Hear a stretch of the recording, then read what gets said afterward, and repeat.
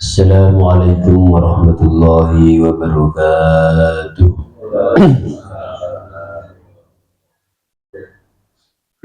Bismillah, alhamdulillah, wassalatu wassalamu ala rasulillah.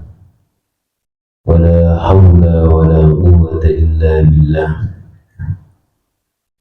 Rabbi shrah li sadri wa yassir li amri wahlul 'uqdatam min lisani yafqahu qawli. Hadratal muhtaramin sedaya para bapak saha ibu ingkang dimuliakan oleh Allah Subhanahu wa taala. Alhamdulillah wa syukurillah, sahabatipun kita sedaya melaksanakan kewajiban salat subuh maktubah dengan berjamaah, dilanjutkan dengan kajian subuh, belajar bersama dengan wasilah, dengan ngalah berkah kitab Minah Husaniyah ala Wasyiatul Mustafa. Semoga dengan niat baik tolabul ilmi, semoga benar-benar mendapatkan ridho dari Allah Subhanahu wa ta'ala. Amin amin ya rabbal alamin. Bapak-bapak, saha ibu ingkang dipunmulyakaken dening Allah Subhanahu wa taala, saderengipun sebelum kita mulai, mohonlah kita sareng-sareng punika tiga ganti umul kitab, ganti ngalap berkaibun punika mu'allif kitab Wasyiatul Mustafa ala diniyah wa ala kulli niyatin sholihah بأسرار الفاتحة. أعوذ بالله من الشيطان الرجيم. بسم الله الرحمن الرحيم. مالك يوم لله رب العالمين الرحمن الرحيم مالك يوم الدين إياك نعبد وإياك نستعين اهدنا الصراط المستقيم صراط الذين أنعمت عليهم غير المغضوب عليهم.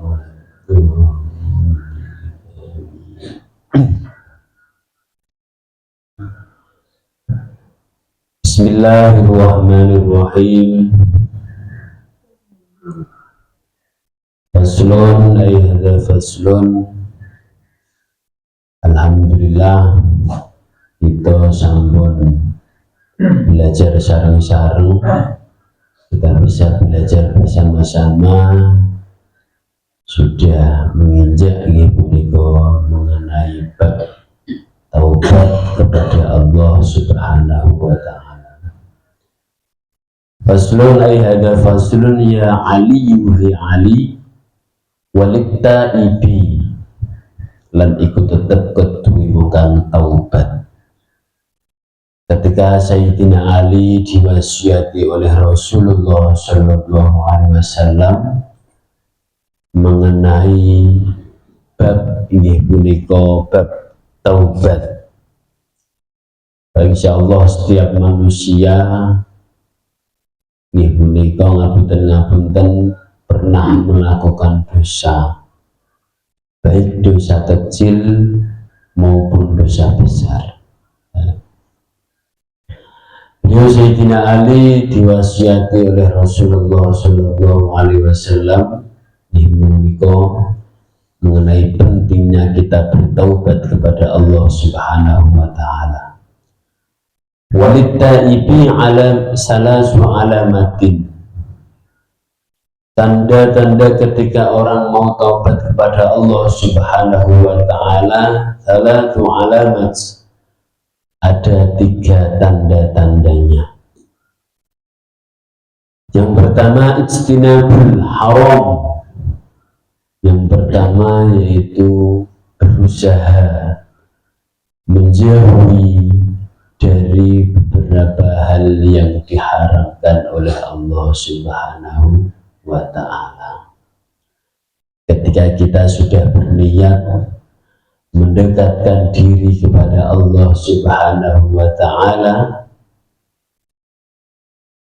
bertaubat kepada Allah Subhanahu wa Ta'ala, berusaha bisa menjauhi dari barang-barang yang batil, barang yang diharamkan oleh Allah Subhanahu wa Ta'ala. Kalau kita berbicara mengenai barang-barang yang dilarang oleh Allah, terutama mengenai barang yang haram, niku susah nopo banget gambile, Pak. Barang yang diharamkan Allah, insya Allah kita dengan mudah, ketika kita memang sudah ada niat, kita mudah untuk menjauhinya. Tapi kalau kita berbicara mengenai bab syubhat, Masya Allah susah. Di muka bumi ini kalau kita menghindari barang yang syubhat, cukup kita menghindar saja, barang syubhat pun sudah mau dan mau mendekati kita, menyerang mau bahkan.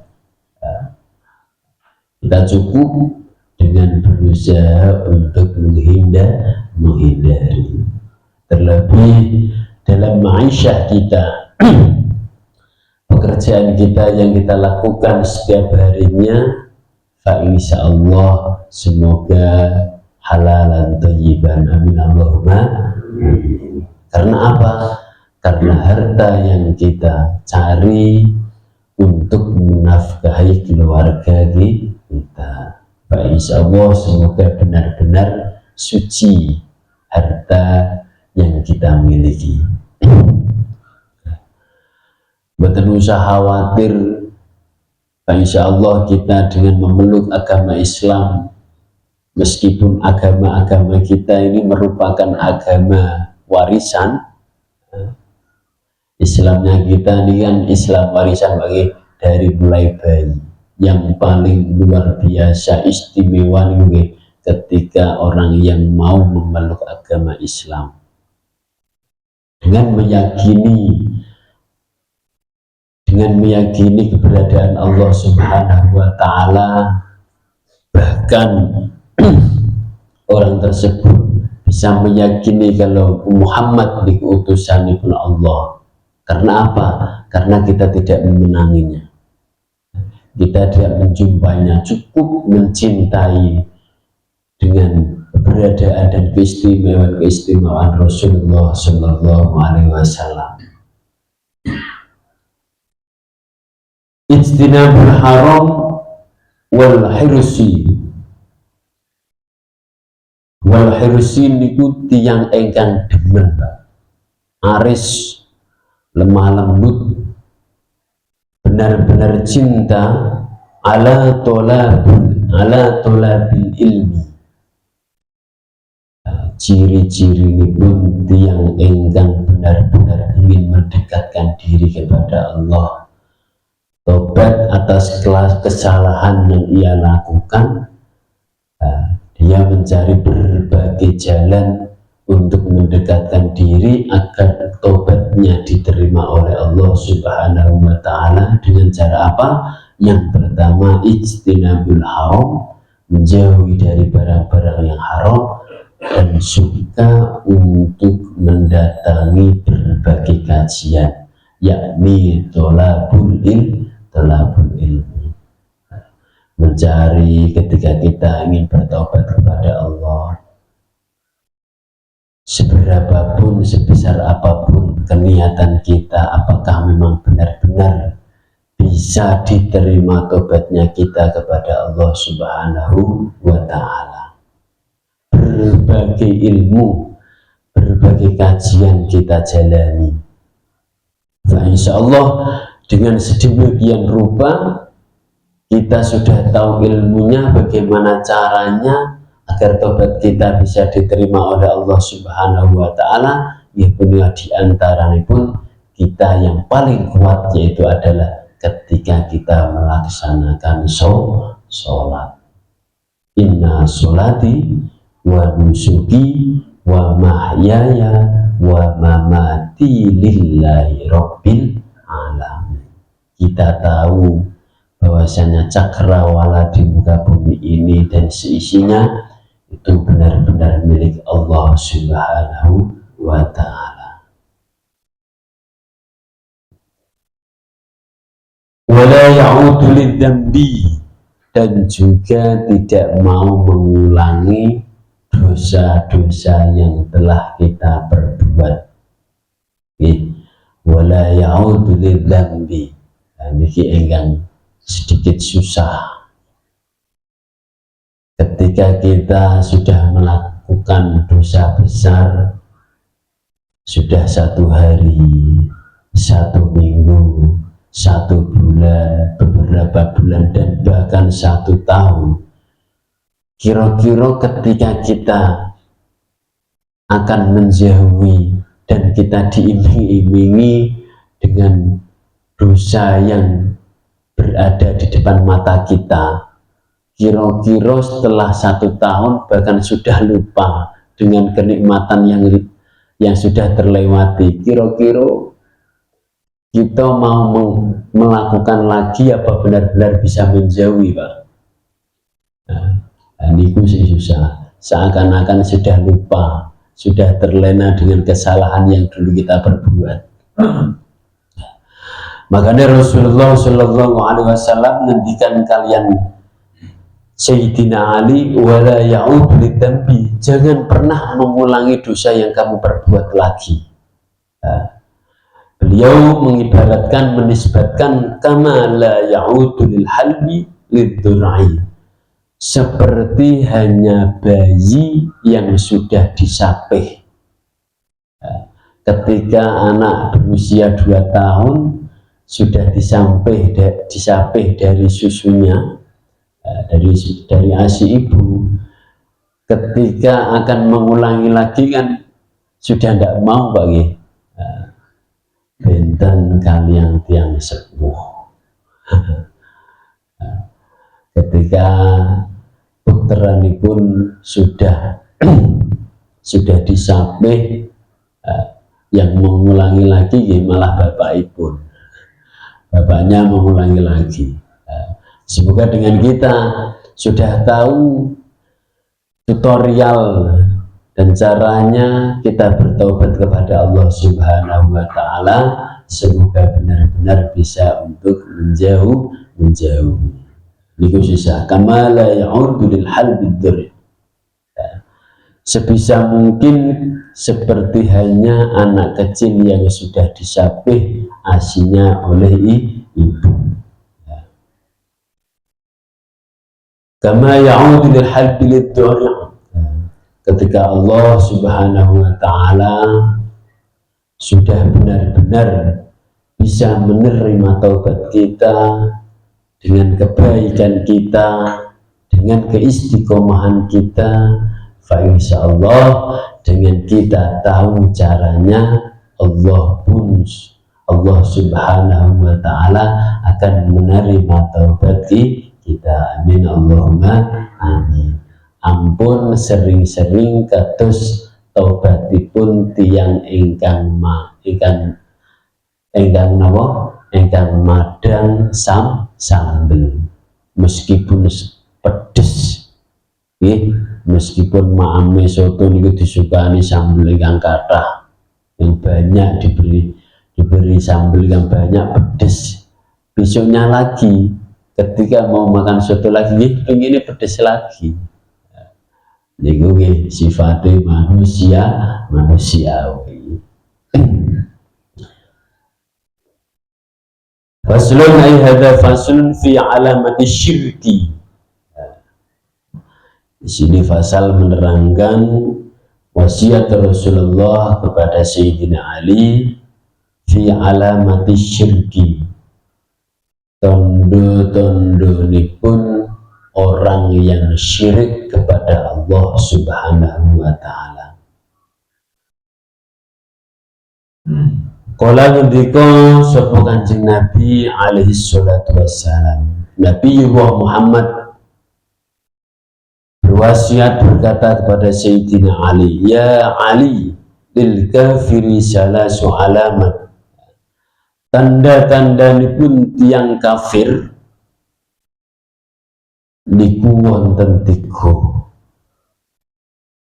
Asyakku fillah, yang pertama niku tiang yang ragu, orang yang syirik, orang yang kafir kepada Allah.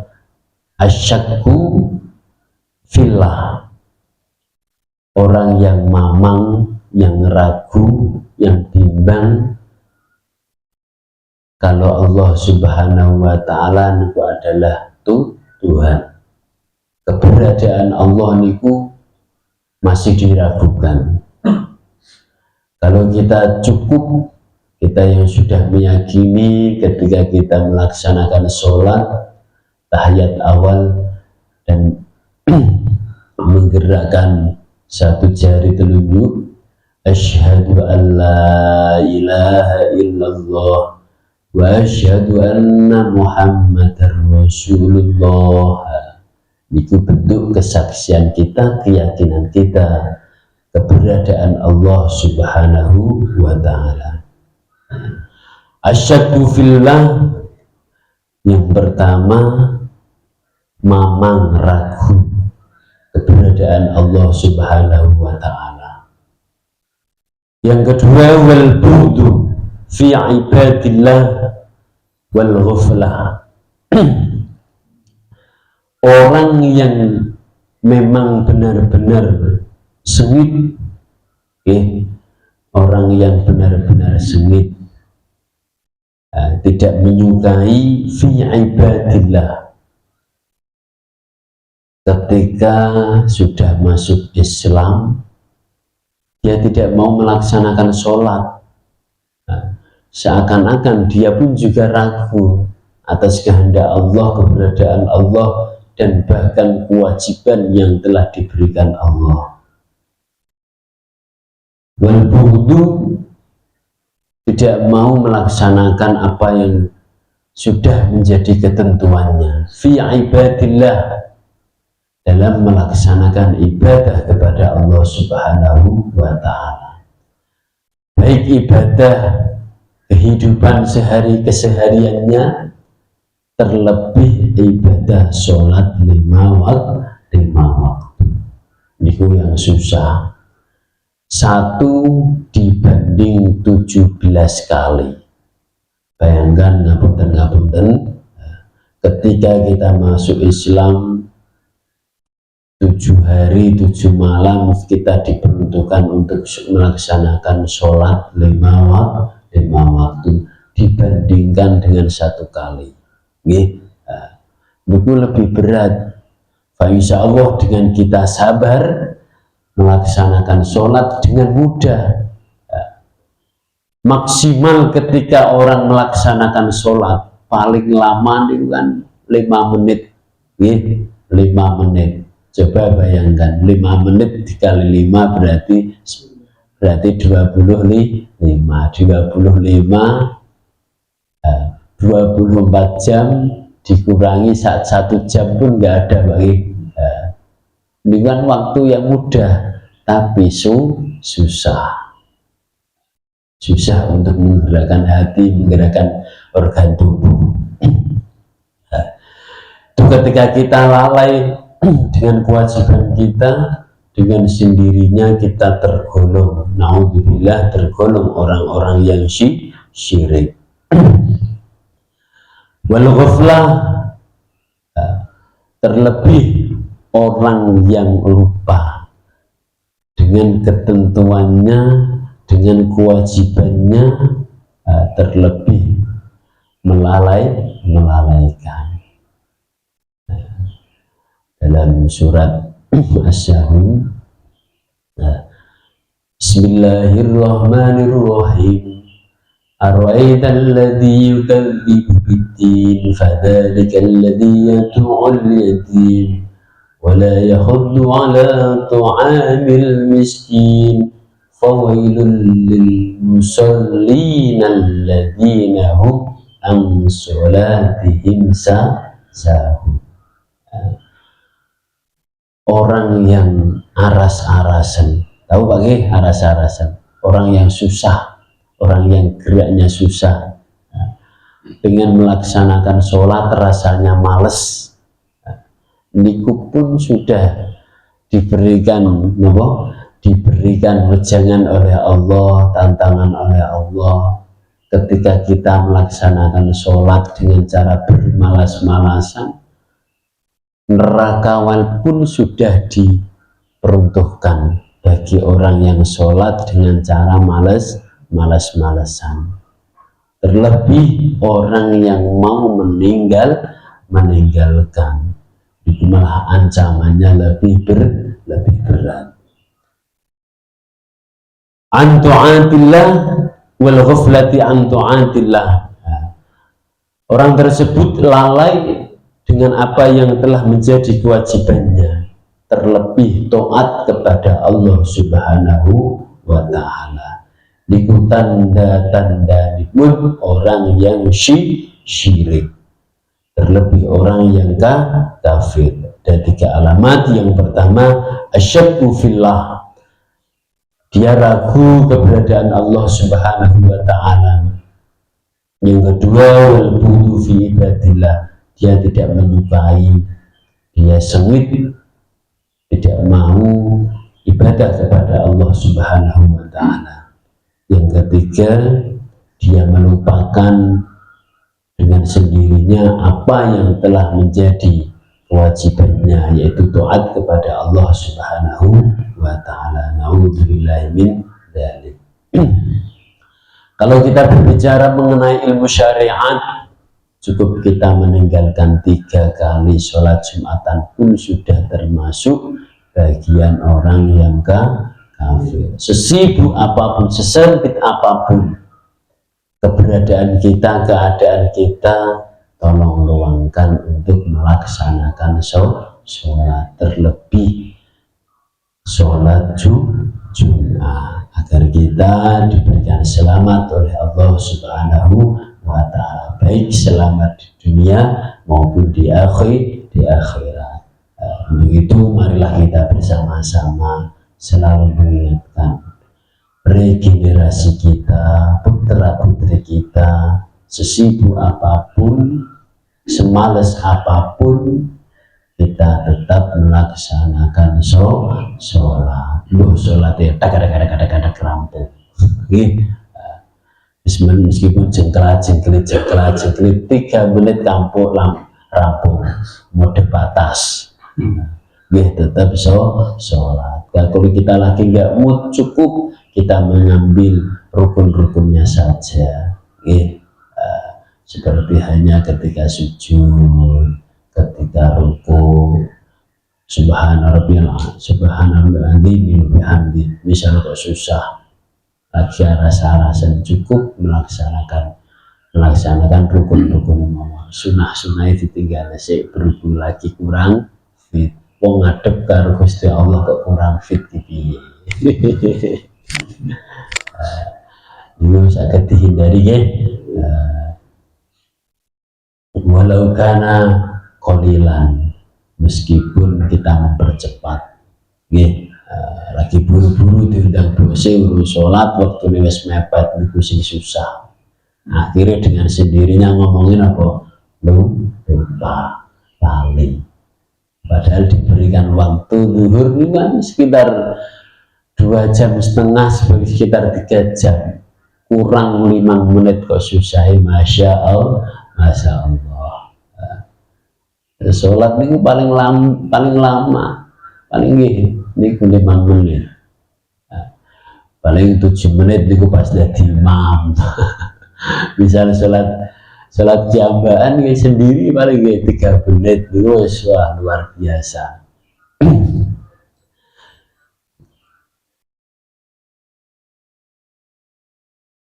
Ya Ali walil munafiq. Itu tondo-tondo pun yang munafik. Ketika Rasulullah SAW berwasiat mengenai jati diri kita kepada Allah, kedekatan kita kepada Allah, dan tanda-tanda ini pun tiang yang perlu untuk kita hindari. Ya Ali walil munafiqi kedua piro-piro wong munafik, tondo-tondo dipun tiyang munafik. Salah semua alamat, ada 3 tanda dipun tiyang munafik. Idza haddatsa kadzdzaba. Mungkin panjenengan nggih sampun mengertosi, ketika berbicara selalu bohong, selalu berdusta. Iku diantaranya tiyang munafik. Kira-kira kita sedaya pernah nate nglampahi kados ngoten apa mboten, Mbak? Apa dereng, Mbak?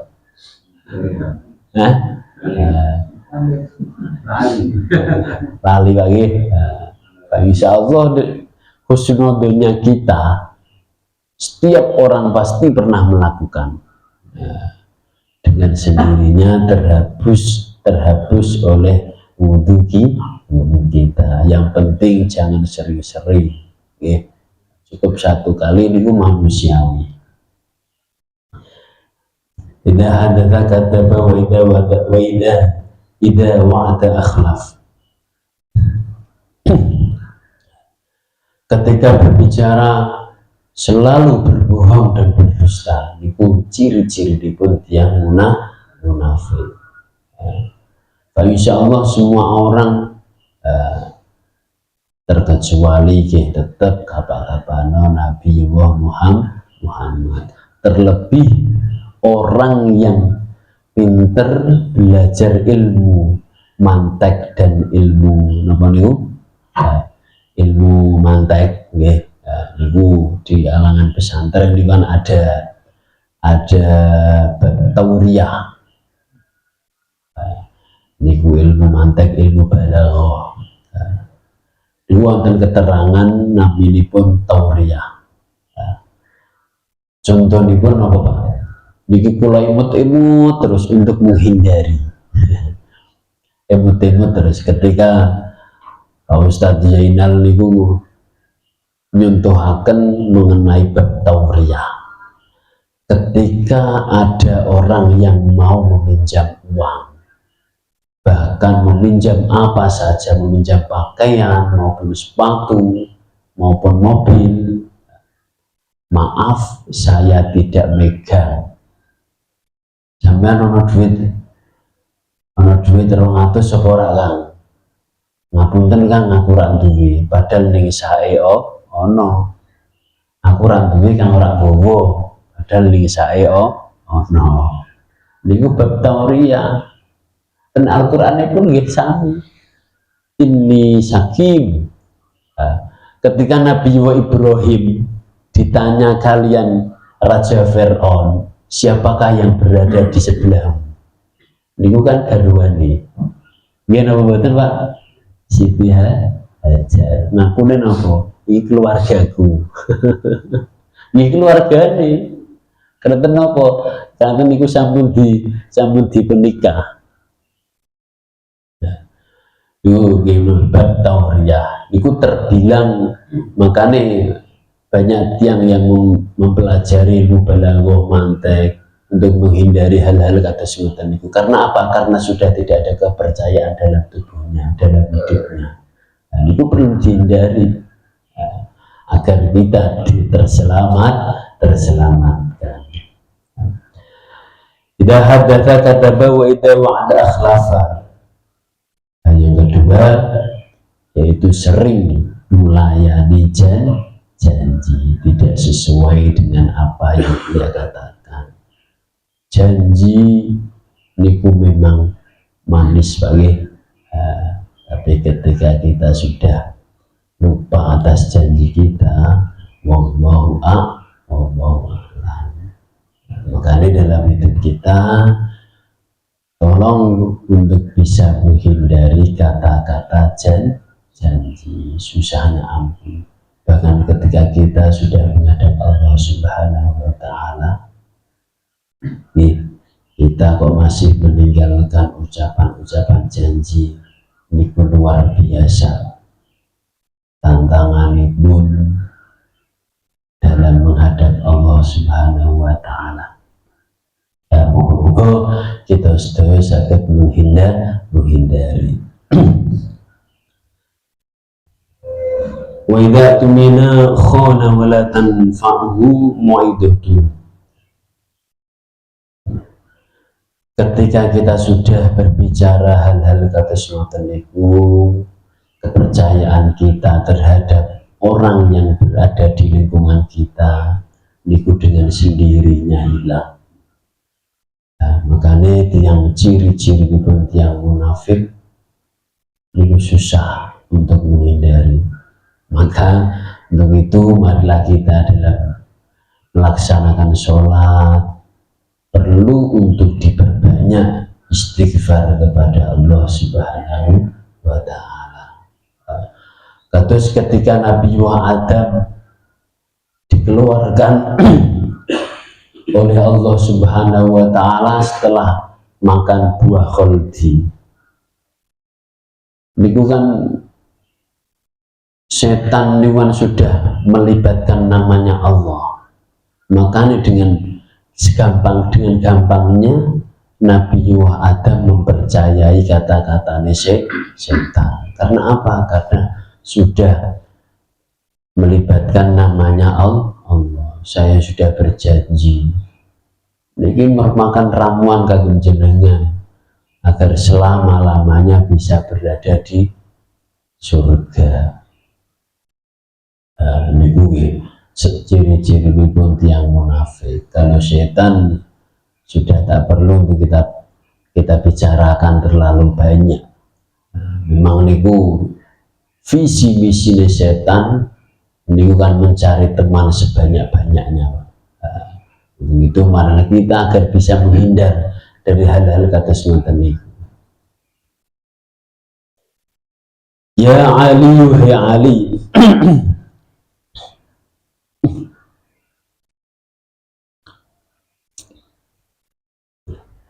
Wasiat pun Rasulullah kalian Sayyidina Ali yaitu mereka mengenai bab murai, orang yang pamer.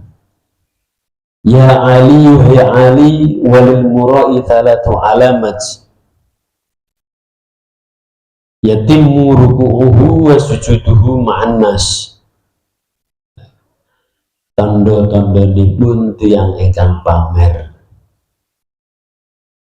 tiyang ingkang sombong niku termasuk orang yang perlu untuk kita jauhi sifat-sifat hal kados ngoten niku. Walil murai salasu alamat, orang yang suka sombong pamer niku nggih wonten 3 tanda-tandhanipun.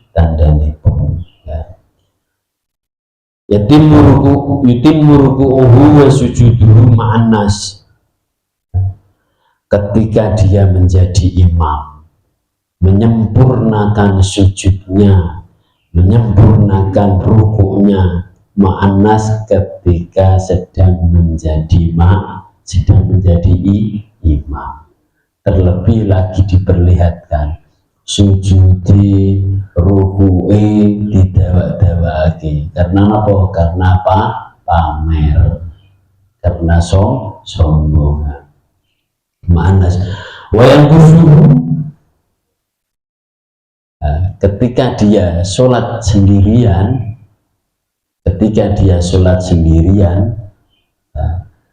sujud rukunya niku dipercepat, diringkas.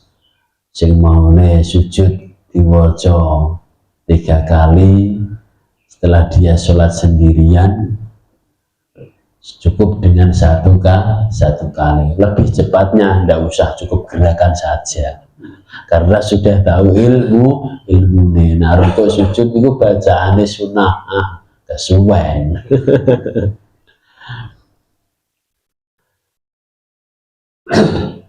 Wa sujuduhu ma'an nas wa yanqusuhu idza shalla wahdahu wa yanshudu lil murai alladhi yuthna alaihi wa yadhkurullaha fil khala wal malal. Idza shalla wahdahu, ketika dia sholat sendirian, dia mempercepat agar sholatnya lebih ringkas. Semaune macane Fatihah, berhubung apal wis tahun-tahunan, sholate diwasol-wasol ke kabeh, macane surat cukup inna a'tayna karo kul huwa ini. Terlebih kalau sholat duhur cukup mau kaya ini mau Al-Quran, qalu inna lillahi wa inna ilaihi raji'un, dia saged inna allaha ma'as sabirin, lebih cepat ini mau Al-Quran. Nah, paling singkat, paling ringkas, dan bahkan orang sudah hafal dengan surat Al-Kautsar, inna a'tayna al-kautsar. Tapi ketika dia jadi imam, sholat didawa-dawake. Itu termasuk bagian orang yang sombong.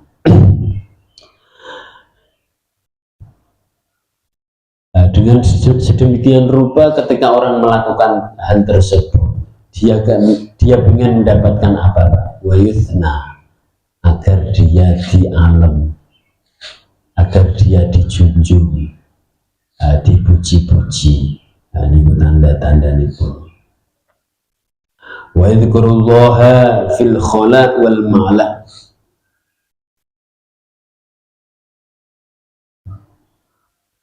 Ketika Allah Subhanahu wa ta'ala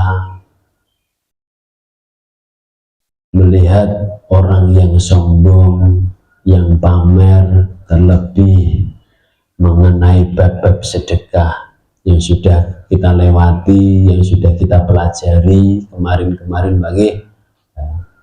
niku kan, meskipun dalam surat Al-Imran niku kan, surat Al-Imran kan wonten keterangane bagi sirron wa alaniyah. Ketika kita bersedekah, ada kalanya kita tidak perlihatkan kepada orang, ada kalanya wa alaniyah. Wa alaniyah niku sedekah yang terang-terangan. Sedekah ingkang terang-terang kados napa, Pak? Wonten tiyang kerja disuguhi jajanan, yang orang ngaos disuguhi minuman, itu merupakan sedekah wa alaniyah, terang-terangan. Bukan berarti niku pamer, mboten. Sifat pamer, sifat sombong niku ada harapan agar dia dipuji oleh manusia. Ketika kita sudah niat tulus, ketika kita mengeluarkan sedekah, ampun ada hal-hal agar dipuji oleh manusia.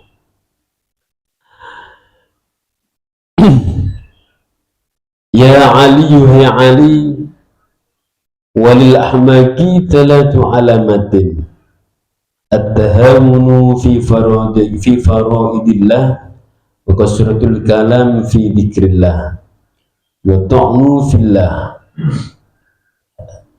Niku tanda-tanda nipun orang yang kehidupannya niku seakan-akan apa Pak, anak bahasa Indonesia itu yang kemerungsung, boten nyaman, boten tenang dalam hidupnya.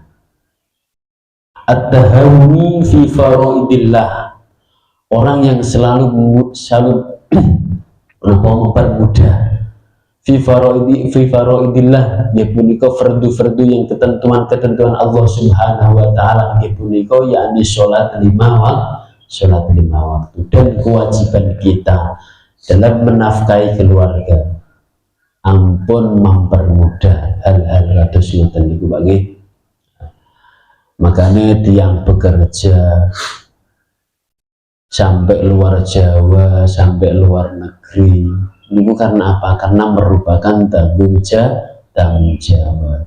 Yen aku ora kerja, anak bojoku ameh tak kei nafkah kados nopo, kaya apa. Nah, niku makanya kalah dengan keadaan. Itu termasuk kewajiban manusia kepada Allah Subhanahu wa ta'ala. Wa kasratul kalam, wong sing akeh omongi niku nggih mengakibatkan akibatnya uripe nggih boten skeco, boten kepenak, boten nyaman, boten tentrem, boten ayem, boten sakinah, mawaddah, warahmah. Nah, kalau kita memang ingin hidup nyaman, tentrem, wa kasratul kalam fi dzikrillah, selalu memperbanyak dan juga ingat kepada Allah Subhanahu wa ta'ala, cukup walau kana qalilan, meskipun sedikit, agar kita diberikan ketenangan dalam hidup kita. Selalu zikir kepada Allah, memperbanyak istighfar, sholawat, maos tasbih, niku tergolong orang-orang yang dicintai oleh Allah, agar hidupnya bisa tentram, ayem. Ya Ali, yuhi Ali, dan wasiatipun Rasulullah kalian Sayyidina Ali. Lil makhdufi salasu alamatin kasratul kadzab wa kasratul aimani al-fajirati wa kasratul hawaij.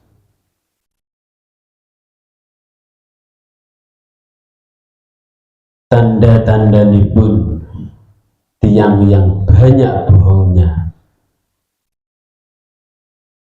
orang yang memang banyak bohongnya kepada Allah, kepada manusia, niku napa Pak setunggal, wa kasratul aiman, selalu kalau berbicara lagi-lagi janji, lagi-lagi sumpah, terlebih al-fajiro, ketika dia sudah janji tidak mau menepati, akhirnya dia tergolong orang yang lacut. Orang lacut niku orang yang tidak dicintai manusia. Wong manungsa niku ora seneng, napa malih Allah Subhanahu wa ta'ala. Wa kasratul hawaij, ketika orang sudah banyak berbohong, nanti dia akan kasratul hawaij, cacate malih ya tambah kata, sansaya tiang-tiang niku tidak cinta, wis ora loyal malih. Ketika kita di lingkungan kita ada orang seperti itu, dengan sendirinya orang-orang ya akan menghindari. Karena apa? Karena niku sifat buruk, sifat yang untuk perlu kita tuhi. Nah, niku wejanganipun Rasulullah, wasiat Rasulullah kalian Sayyidina Ali. Ketika kita hidup bermasyarakat, jangan kasratul kadzab, jangan banyak-banyak berbohong, hindarilah kebohongan, terlebih banyak-banyak sumpah janji-janji yang tidak sesuai. Wa kasratul hawaij ilan nas, ketika kita sudah banyak mencacat orang-orang yang berada di dekat kita, Allah Subhanahu wa ta'ala pun juga akan mencacat orang tersebut kalau toh memang tidak sadar. Cukup ketika kita menjumpai orang tersebut, orang-orang semacam itu, kita mendekati agar dia tahu diri. Cukup untuk bisa bertobat kepada Allah Subhanahu wa ta'ala. Bahkan kita sudah tahu bagi cara-cara tobat, ijtinabul haram wal hirsi ala tulabul ilmi wala ya'udu lidambi kama la ya'udu lil halbi lidhara. Cukup kita mendekatkan diri kepada Allah Subhanahu wa ta'ala atas apa yang telah kita lakukan. Nah, Terlebih orang-orang sing kados ngoten niku banyak sumpahi, banyak sombongi, banyak lajute, agar dia bisa bertaubat kepada Allah Subhanahu wa taala.